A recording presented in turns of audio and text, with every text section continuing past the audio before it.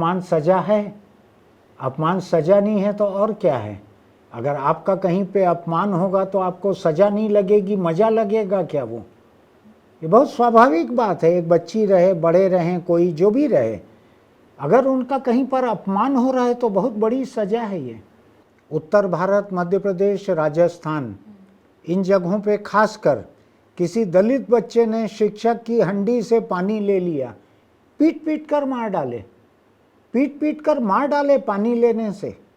और यही तथाकथित ऊंची जातियों के जो लोग हैं, दलित लड़की मिल जाए तो उससे बलात्कार करते समय उसका बदन अछूत और अपवित्र नहीं रहता। हर किसी की जिम्मेदारी है। आप जब कभी हिंसा होते देखते हैं, अन्याय होते देखते हैं, दखल देना चाहिए सबको। आप बैठे रहें चुपचाप अपने घर में, तो जिस दिन आपके बच्चों के साथ कहीं और हिंसा होगी उस दिन वहाँ दूसरे लोग बैठे रहेंगे। तो मुझको लगता है हर किसी को दखल देने का हौसला रखना चाहिए।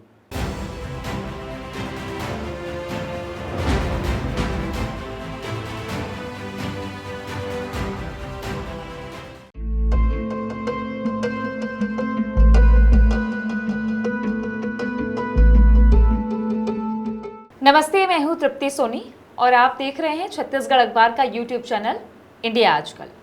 छत्तीसगढ़ में अभी बैकुंठपुर की एक मार्ट कही जाने वाली दुकान में 2 नाबालिग बहनें पहुंची तो मालिक ने उन पर चोरी का इल्जाम लगाया। उनसे ये लिखवा लिया कि चोरी की थी, उनका दुपहिया भी रख लिया और उनसे 20,000 रुपए मांगे। इससे आहत होकर घर पहुंचकर एक बहन ने खुदकुशी कर ली। जो लोग दुकान चलाते हैं उन्हें अपनी सीसीटीवी रिकॉर्डिंग, दुपहिए के नंबर पर भरोसा नहीं था, पुलिस पर भरोसा नहीं था। बच्चियों पर ऐसा जुल्म ढाया कि एक ने अपनी जिंदगी दे दी। ऐसे कई मामले देश भर में जगह जगह हो रहे हैं। एक और जगह का ऐसा वीडियो आया है जिसमें एक स्कूली क्लास में एक बच्ची को खूब परेशान किया जा रहा है और वो स्कूल बिल्डिंग की छत पर जाकर 4 मंजिल से छलांग लगाकर जान दे देती है। ये देश बच्चों के बारे में इतना बेरहम क्यों है कि गली गली बच्चियों से बलात्कार हो रहा है? ऐसे हर पहलू पर बात करने के लिए आज मैं छत्तीसगढ़ अखबार के संपादक सुनील कुमार जी के साथ बैठी हूँ। उनसे बातचीत करके समझते हैं। सुनील जी, पहले भी अपराध होते रहे समाज में, लेकिन क्या आज समाज बच्चों के प्रति ज्यादा असंवेदनशील हो गया? ये बैकुंठपुर की घटना देख लीजिए आप। 2 चीज़ें हैं। एक तो परिवार का ढांचा जो संयुक्त परिवार का था, उनमें बच्चों की बहुत सारी जिम्मेदारी दादा दादी, नाना नानी, चाचा ताऊ ताई ये लोग उठा लेते थे। वो सिलसिला अब कम होते चल रहा है। अब जिन परिवारों में बच्चों पे हिंसा होती है वो परिवार, संयुक्त परिवार कम है। आज भी संयुक्त परिवार में जहाँ 3 पीढ़ियाँ रहती हैं वहाँ बच्चों पे जुल्म कम होता है, बचाते हैं लोग। दूसरी बात यह है कि ये तो परिवार के भीतर की बात नहीं है बैकुंठपुर की, ये तो बाजार की बात है। आज एक कारोबारी दुकानदार का इतना हौसला हो गया कि 2 नाबालिग बच्चियों के ऊपर चोरी की तोहमत लगाकर उनसे ऐसा लिखवाया, परेशान किया, प्रताड़ित किया कि उनमें से एक ने खुदकुशी कर ली। मैं उम्मीद करता हूं कि इनका दुकान धंधा भी बंद हो और ये कई साल जेल में रहें जिन लोगों ने ये करवाया है। लेकिन जगह जगह होता है। 2-4 दिन पहले एक वीडियो देख रहा था मैं, दिल्ली या पंजाब में कहीं पे एक महिला अपने पड़ोस का एक वीडियो बना रही है, अपनी बालकनी से देख रही है। सामने की बालकनी में 4-5 साल के एक बच्चे को हाथों से ऐसा टांग दिया गया है। 4-5 साल के बच्चे को पति पत्नी ने मिलकर टांग दिया है। उसको खरीद के लाए हैं कि उसको एडॉप्ट करके लाए हैं कि क्या करके लाए हैं पता नहीं।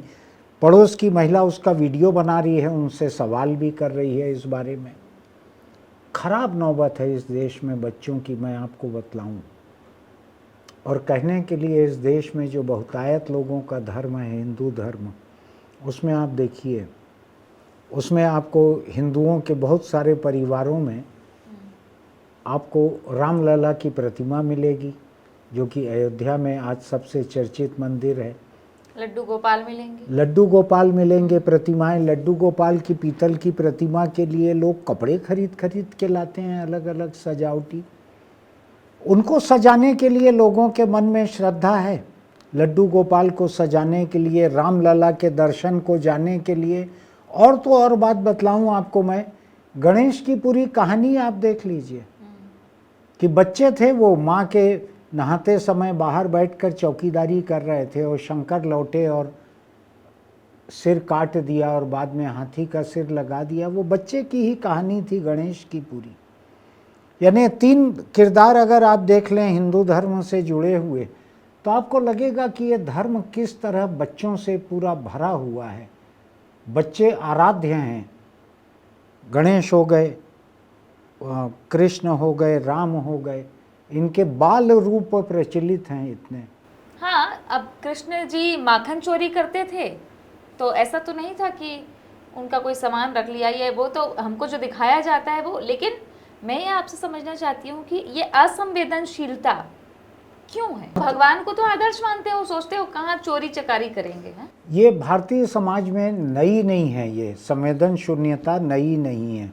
यहाँ साल में 2 बार 9-9 दिन महिलाओं की, देवियों की पूजा करते हैं। बंगाल में आप देखेंगी तो दुर्गा पूजा, काली पूजा, लक्ष्मी पूजा, सरस्वती पूजा, और देश में जगह जगह देवियों की पूजा होती है साल में 2 बार 9-9 दिन। उसके बाद देवियों का क्या हाल होता है? 12 साल की लड़की का अपहरण किया, 32 लोगों ने उसके साथ रेप किया, मर गई लड़की। ये जगह जगह लड़की को पैदा होने के पहले मार डालो, महिला अकेले रह गई, पति गुजर गया तो सती कर दो। ये अभी कुछ दशक पहले तक हिंदुस्तान में चलता था, अभी कुछ दशक से बंद हुआ है। ये कानून बनाकर बड़े मुश्किल से बंद किया गया। बाल विवाह करके लड़की को विदा कर दो, उससे हाथ धो लो, भ्रूण हत्या कर दो उसकी।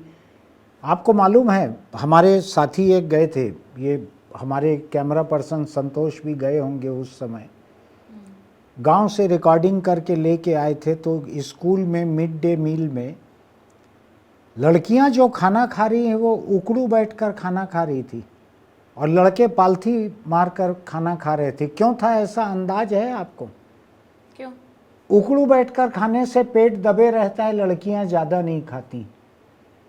तो घरों में, छत्तीसगढ़ के घरों में कुछ जगहों पर, मैं पूरे छत्तीसगढ़ पे तोहमत नहीं लगा रहा हूँ, लेकिन देवेंद्र शुक्ला हमारे साथी छत्तीसगढ़ी हैं, उन्होंने देख कर आकर मुझको बताया था, उकड़ू बैठकर खाती हैं लड़कियां। उनके यहाँ चलन है ऐसा कि कम खाए लड़की।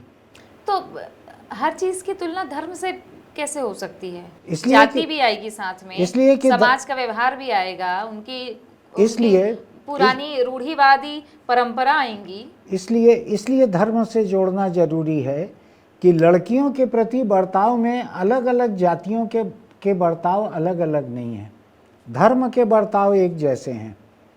अभी इलाहाबाद हाई कोर्ट ने फैसला दिया, इसके पहले और भी फैसले आए हैं ऐसे, कहीं कहीं कानून बना के मुस्लिम नाबालिग लड़कियों की शादी रोकी जा रही है।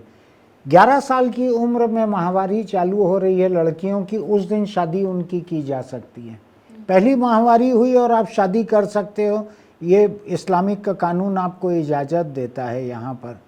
तो जहाँ हिंदू लड़कियों की भ्रूण हत्या हो रही है, उनके आबादी का अनुपात बिहार, हरियाणा कई जगहों पर गिर गया है। जहाँ पढ़े लिखे जिम्मेदार राजनीतिक रूप से जागरूक लोग हैं, उस केरल में अगर आप देखेंगी तो 1000 मर्दों के ऊपर 1000 से ज़्यादा लड़कियां हैं वहाँ पर। ऐसा नहीं कि वहाँ लड़कों को मार डालते हैं, ये स्वाभाविक है ये। तो कुल मिलाकर यह है कि हिंदुस्तान बच्चों के मामले में संवेदना शून्य है एक, और हमारी संवेदना शून्यता जितनी है उसको हम अपने धर्म से उसकी भरपाई कर लेते हैं कि ये तो अल्लाह की मर्जी है, तो इसलिए लड़की की शादी कर दो, नाबालिग प्रार्थना की। कर दीजिए और माफी मांग लीजिए। चर्च में चले जाओ, कन्फेशन चेम्बर में बैठो, अपने जुर्म कबूल करो और लॉन्ड्री से धुला हुआ कपड़ा पहन के बाहर आ जाओ। तो ये हिंदू धर्म में भी है, तरह तरह के प्रायश्चित करना, तरह तरह की मनौती मानना। लेकिन मैं इससे परे बैकुंठपुर पर फिर लौटती हूँ आपसे कि जो अपमान, बेइज्जती, इसको सजा का रूप मान लिया जाता है, क्योंकि बच्ची को ये लगा कि उसकी बेइज्जती हुई, उसके परिवार की बेइज्जती हुई, उसने जान दे दी। तो इस सार्वजनिक अपमान करना, बेइज्जती करना, इसी को सजा क्यों मान लिया जा रहा है? क्योंकि अपमान सजा है। अपमान सजा नहीं है तो और क्या है? अगर आपका कहीं पे अपमान होगा तो आपको सजा नहीं लगेगी, मजा लगेगा क्या वो? ये बहुत स्वाभाविक बात है, एक बच्ची रहे, बड़े रहें, कोई जो भी रहे, अगर उनका कहीं पर अपमान हो रहा है तो बहुत बड़ी सजा है ये। और हिंदुस्तान में जो न्याय व्यवस्था है, किसी अपमान के खिलाफ तो आप आसानी से कोर्ट जा भी नहीं सकते। आप और मैं बात इसलिए कर रहे हैं कि ये लड़की जो है, ये इसने खुदकुशी कर ली है, वरना अगर इसकी शिकायत रहती तो थाने में नहीं लिखते। स्कूटी रख ली है तुम्हारी, दोपहिया रख लिया है तुम्हारा, कोई बड़ा जुर्म नहीं बनता, कोई शिकायत नहीं करते, पुलिस बोलती है अरे काहे मामला मुकदमा कर रहे हो, ख़त्म करो, गाड़ी दे, उसकी ख़त्म हो जाती बात। ये तो उसने खुदकुशी कर ली, इसलिए हमको चर्चा के लायक ये मामला लग रहा है। देश में जगह जगह लड़कियों का, बच्चों का जिस तरह से अपमान होता है। 3 दिन पहले रायपुर के कारखाने में विस्फोट हुआ, एक बाल मजदूर मारा गया, उसमें टुकड़े टुकड़े हो गए हैं।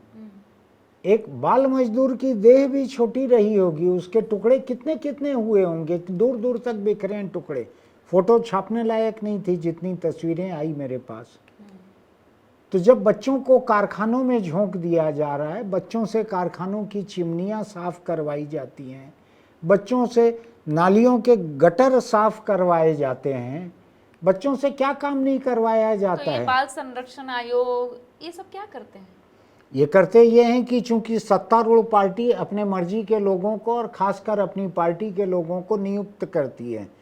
बाल संरक्षण आयोग, महिला आयोग, मानवाधिकार आयोग, अनुसूचित जाति जनजाति आयोग, ऐसे जितने हैं आयोग, इन सब में सत्तारूढ़ पार्टी अपने मर्जी के अपने पार्टी के लोगों को मनोनीत करती है। इनकी क्या ताकत रहेगी कि जो अपनी पार्टी की सरकार के लिए दिक्कत खड़ी करें। तो इनमें से कोई आयोग कुछ नहीं करते सरकार के खिलाफ, झांक के नहीं देखते। मैं तो अभी तक खबरें देखते आ रहा हूँ, आपने स्टूडियो में बुलाया इसके ठीक पहले तक, मुझको तो छत्तीसगढ़ के बाल संरक्षण आयोग का कोई बयान भी देखने नहीं मिला कि इस मामले में उन्होंने दखल दी हो। अभी तक तो देखने नहीं मिला मुझको। ये पूरे देश में यही हाल है। इसलिए मैं बार बार लिखता हूँ कि जितनी संवैधानिक संस्थाएं मानव अधिकार के अलग अलग पहलुओं को, तबकों को देखने के लिए बनी है, इन संस्थाओं को उस राज्य के राजनीतिक लोगों से परे पूरे देश का एक कॉमन टैलेंट पूल बनाना चाहिए और उससे उनको मनोनीत करना चाहिए। आज अगर छत्तीसगढ़ में बाल संरक्षण आयोग में यहाँ की एक भाजपा नेता के मुकाबले अगर मान लीजिए केरल के, हरियाणा के कोई रिटायर्ड ब्यूरोक्रेट रहते, कोई रिटायर्ड जज रहते, तो अभी तक वो चढ़ाई कर चुके रहते इस मामले को लेकर। राजनीति की सेहत पर बुरा असर पड़ता है कि ऐसे में? राजनीति जो है वो तो इतनी मोटी चमड़ी की रहती है, उसके सेहत पे कोई असर नहीं पड़ता। अगर राजनीति और राजनेताओं के सेहत पे असर पड़े रहता तो इतनी शर्मिंदगी की घटनाएं नहीं हुई रहती। दूसरा यह है कि जो पुलिस और अफसर और सरकार जो हैं इस देश प्रदेश की, वो निष्ठुर हैं। ये माहौल इसलिए बना है कि ऐसे लोगों को सज़ा मिलने की कोई बड़ी मिसाल नहीं है हमारे सामने। अगर बड़ी मिसाल रहती इन लोगों को सज़ा मिलने की, तो आज हर वर्कशॉप में बच्चे काम करते हैं, चाय ठेलों पे बच्चे काम करते हैं। इतने कड़े कानून होने के बावजूद क्यों ऐसी नौबत है? सरकार की लागू करने की नीयत नहीं है। किसी कड़े कानून को लागू करने के लिए आपको दिल कड़ा लगता है, टेलीफोन आते हैं किसी नेता के, किसी पत्रकार के, तो उसको मना करना पड़ता है कि नहीं, ये तो बाल मजदूर रखे हुए थे, इसमें आप बीच में मत बोलिए। ऐसी नौबत नहीं आती है। कुल मिलाकर मेरा ये कहना है, हमारा समाज इतना निष्ठुर है कमज़ोर तबकों के लिए। बच्चों को मैं कमज़ोर इसलिए मानता हूँ कि उनका वोट नहीं है, इसलिए उनकी कोई गिनती नहीं है। आज आप 12 साल की उम्र में वोट चालू कर दीजिए तो 12 साल की उम्र के बच्चों की भी कदर होने लगेगी। उनको ज़रा भी तकलीफ़ होगी तो 4 लोग जाके खड़े हो जाएंगे 12 साल के बच्चों के लिए। आज 18 के नीचे के बच्चों की कोई परवाह नहीं करना है आपको, क्योंकि वोट नहीं है उनका। तो एक खराब नौबत है, ये देश पूरा का पूरा संवेदना शून्य है। मैं राजस्थान की घटना आपने देखी होगी, बच्ची है 4th कक्षा की, 9 साल की, उसका वीडियो चारों तरफ फैला हुआ है। उसके माता पिता ने 18 महीने बाद CCTV रिकॉर्ड लिए और उसमें जो दिख रहा है, लोग अपने अपने तरीके से उसको जज करते हैं। एफआईआर भी हुई है, लेकिन वो बच्ची टीचर के पास जाती है और उसके बाद 4 बार जाती है। शायद टीचर उनको ब्लेम करती है, बाकी बच्चे भी ब्लेम करते हैं, ऐसा दिख रहा है उसमें। क्लास से निकलकर चौथी मंजिल तक पहुंचती है, सीढ़ियों से, बरामदे से दौड़ते हुए बच्ची दिख रही है सीसीटीवी में। कूद जाती है, जान दे दी उसने। देखिए, आपको क्या लगता है, स्कूलों के भीतर? मुझको लगता है कि जितने ये शैक्षणिक संस्थान, खेल संस्थान, ऐसी जितनी भी जगह हैं, इन जगहों पे इन संस्थानों के जो जिम्मेदार लोग हैं उनकी जिम्मेदारी होनी चाहिए कि ऐसी कोई शिकायत कोई करे ऐसा भी नहीं। अगर कोई घटना इनकी जानकारी में आए, उसका पारदर्शी तरीके से उसको सामने रखे, खुद होकर रिपोर्ट लिखाए, उसकी खुद होकर जांच बैठाए, खुद होकर माँ बाप को बुलाए। कई मामले में ऐसे देखता हूँ, स्कूल में हादसे में बच्ची से घायल हो गई, मर गई, किसी ने बलात्कार कर दिया, परिवार को बुलाना नहीं चाहते, पुलिस को बुलाना नहीं चाहते, उसको दबाना चाहते हैं। यही घटना, इसका वीडियो 18 महीने बाद क्यों सामने आया? स्कूल की जिम्मेदारी थी, पहले दिन माँ बाप को बुला के इस वीडियो की कॉपी दे देते, आपकी बच्ची से संबंधित ये वीडियो है भाई, हम आपको दे रहे हैं, आपको इसका जो उपयोग करना हो कीजिए। माँ बाप का तो हक था उनकी बच्ची के साथ क्या हुआ है जानने का। लेकिन शैक्षणिक संस्थान जो है उनकी अपनी मनमानी चलती है। तो बच्चों के लिए, महिलाओं के लिए, विकलांग लोगों के लिए, बूढ़ों के लिए, मानसिक रूप से विचलित लोगों के लिए, इन सब के लिए समाज जो है यहाँ का बहुत ही बेरहम है और शुरू से रहा है। बच्चों को बहुत खराब हालत में रखते हैं लेकिन हिंदुस्तानी। माता पिता के बाद तो बच्चों का वास्ता शिक्षक शिक्षिकाओं से ही पड़ता है, अपने टीचर से ही पड़ता है। अब तो बीएड पास अनिवार्य है, तो क्या उस कोर्स में उनको सिखाया नहीं जाता? या जो बात आप बार बार लिखते हैं कि एक मनोवैज्ञानिक का होना बहुत ज़रूरी है स्कूल में। देखिए, बीएड की पढ़ाई जो है उसका एक अलग फर्जीवाड़ा चलता है। अगर बीएड कॉलेज में आप रिश्वत दे देते हैं तो आपको क्लास अटेंड नहीं करनी पड़ती, आप सीधे इम्तिहान देते हैं और बीएड की डिग्री मिल जाती है। एक किस्म से डिग्री बेचते हैं वो लोग, इम्तिहान जरूर आपको देना पड़ता है। तो ये लोग कुछ सीखे भी नहीं रहते हैं। दूसरा, मुझको इस बात में शक है कि इनको बाल मनोविज्ञान के बारे में कुछ सिखाया भी जाता हो, क्योंकि मैंने स्कूलों में बीएड वाले शिक्षक शिक्षिका तो स्कूलों में भरे हुए हैं, अनिवार्य हो गया है वो। लेकिन मैंने परामर्शदाता सुने हों वहाँ पर कि बच्चों को परामर्श के लिए बीएड वालों में से ही किसी एक को नियुक्त किया गया है कि बच्चे अपनी मन की बात उनको बता सकें, ऐसा मैं सुनता नहीं हूँ।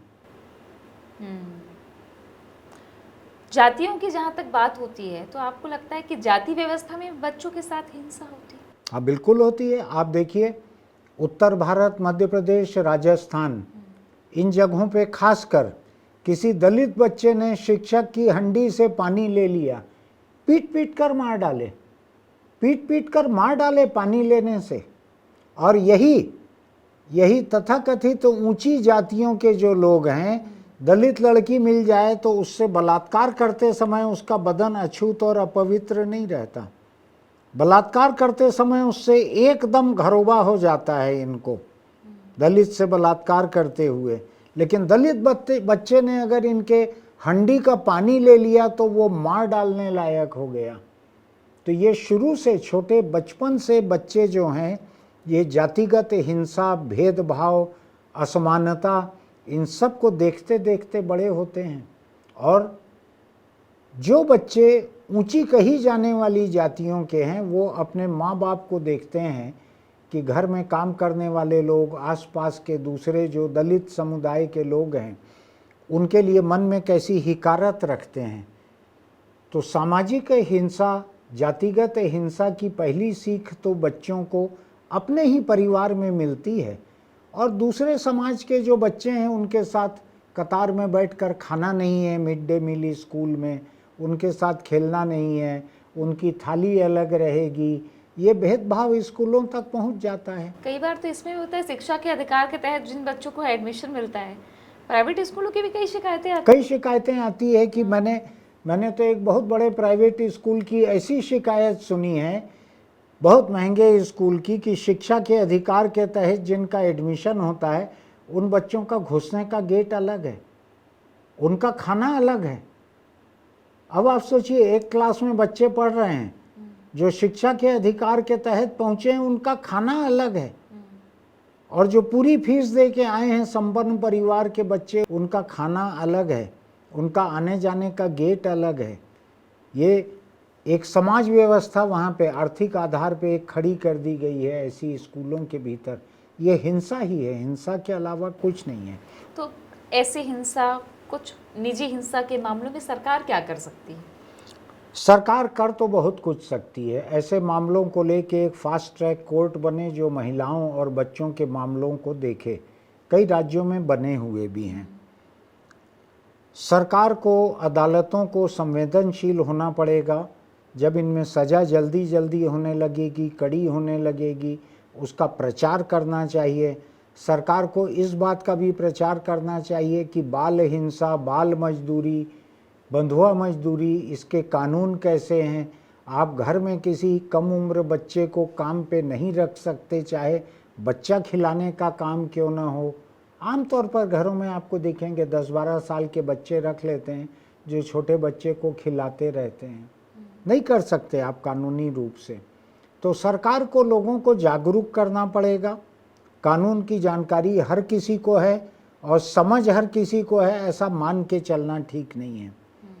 तो मुझको लगता है बच्चों के प्रति संवेदना पैदा करना, ये धर्म वर्म के जितने प्रवचनकर्ता और जितने लोग हैं ये लोग नहीं करेंगे। इनकी कोई दिलचस्पी बच्चों में नहीं, क्योंकि बच्चे न चढ़ावा चढ़ाते, न बच्चे दान पेटी में कुछ डालते, न बच्चे इनके प्रवचन में बैठते, तो इनको उनमें दिलचस्पी नहीं है। तो ये लोग नहीं समाज सुधार करेंगे, ये लोग जागरूकता लेके नहीं आएंगे। इन्होंने तो आज तक कन्या भ्रूण हत्या के खिलाफ नहीं कहा। धर्म के जो तथाकथित बड़े बड़े चोगे पहने हुए लोग रहते हैं। सरकार की जिम्मेदारी है। सती प्रथा सरकार ने रोकी, बाल विवाह सरकार ने रोका, कन्या भ्रूण हत्या सरकार ने रोकी, बाल विवाह आज दूसरे धर्मों में भी जो रोकने की बात चल रही है सरकार रोक रही है।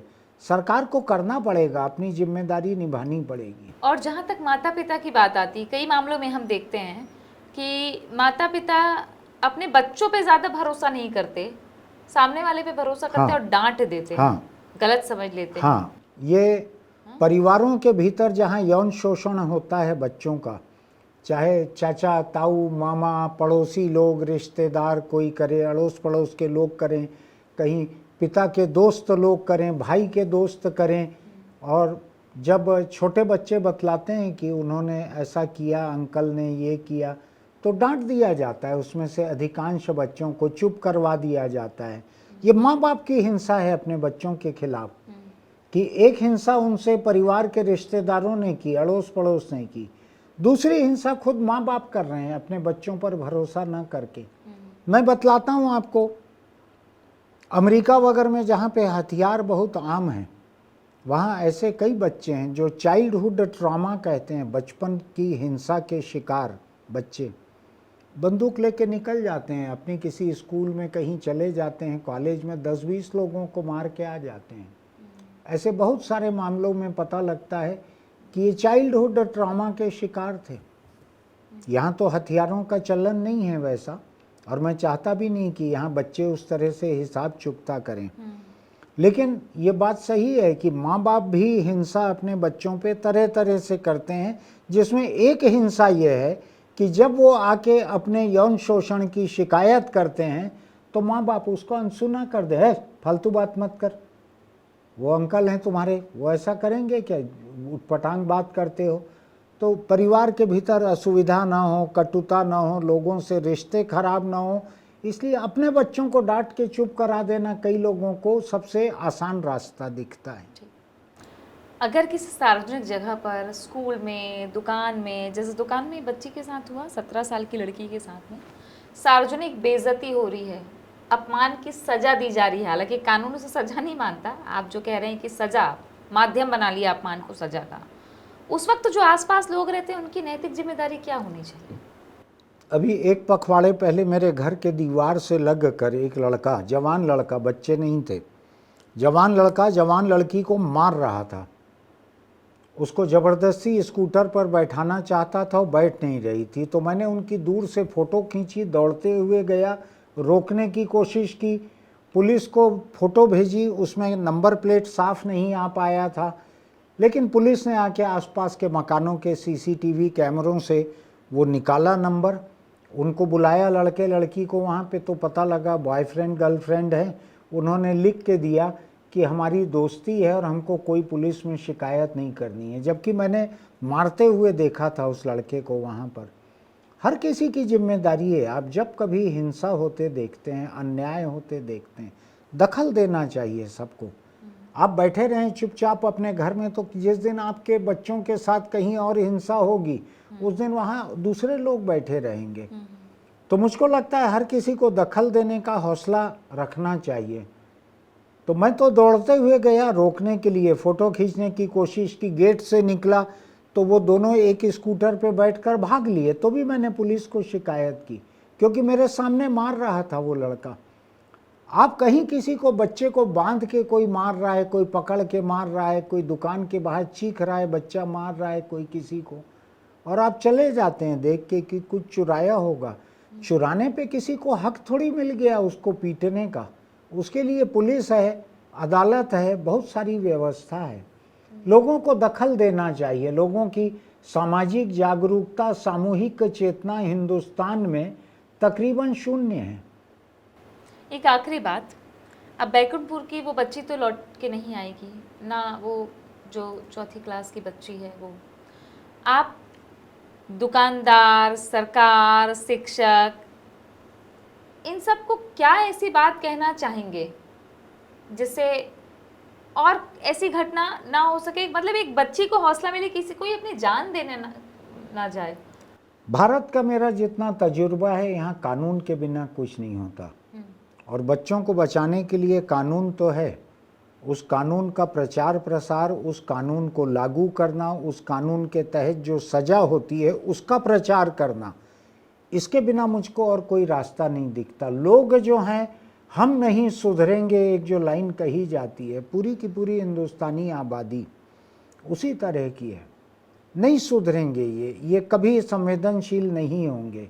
ये जो बच्चा मुंह से कुछ मांग नहीं सकते, वो उस लड्डू गोपाल की पूजा कर लेंगे, रामलला की पूजा कर लेंगे, गणेश की पूजा कर लेंगे, चूहा तक की पूजा कर लेंगे, गणेश के वाहन की।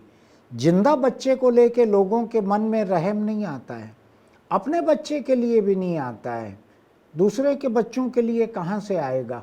मुझको लगता है सरकार को बहुत कड़ाई से कार्रवाई करनी पड़ेगी। आखिर सती प्रथा बंद हुई ना, सरकार ने कड़ाई से कार्रवाई की तो। बाल विवाह का शिकायत, एक शिकायत कहीं पहुंचती है तो छत्तीसगढ़ में कवर्धा और दूसरे जिलों में दौड़ पड़ते हैं अफसर बाल विवाह को रोकने के लिए। रुक जाता है बाल विवाह, ऐसा नहीं रुकता है। सरकार की नीयत रहे तो बाल मजदूरी 24 घंटे में इस स्टेट से बाल मजदूरी खत्म हो जाएगी। अगर सरकार तय कर ले कि हम अब जहाँ जहाँ बच्चों का, बाल मजदूरों का उपयोग होता है, ऐसे हर संस्थान की जांच करेंगे, और जो मिलेगा उसमें ताला डालेंगे, उनको जेल में डालेंगे, कड़े कानून के तहत मुकदमा चलाएंगे, हो जाएगा, बंद हो जाएगा। सरकार की राजनीतिक इच्छा शक्ति, यहाँ से सुधार शुरू हो सकती है।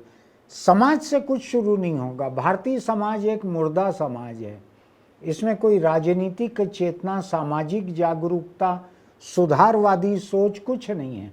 गरीब क्या सोचेंगे? गरीब सोचता है कि भले 15 साल का हो गया लड़का, 16 साल का हो गया, कुछ कमा के तो लाए, ऐसी सोच रहती है जो मैंने लोगों में देखा है, गरीब परिवारों में खास तौर पे।